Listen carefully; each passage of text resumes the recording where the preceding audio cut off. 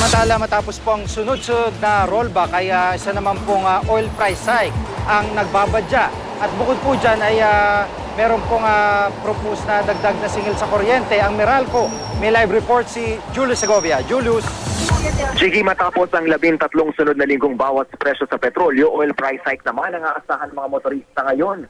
Sumipa raw kasi ang world crude prices matapos muling sumiklab ang tensyon sa Iran at makabawi ang ekonomiya ng Amerika. Sa datos nga ng DOE, hanggang $7 kada bariles ang iniakyat sa presyo ng krudo ayon naman sa sources sa oil industry.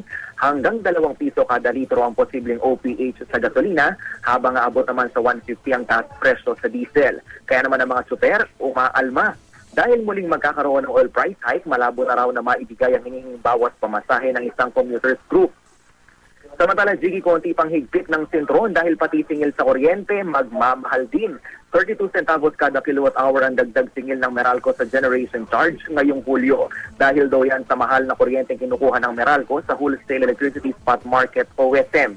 Posible pa raw masundan ang power rate hike na ito sa susunod na buwan.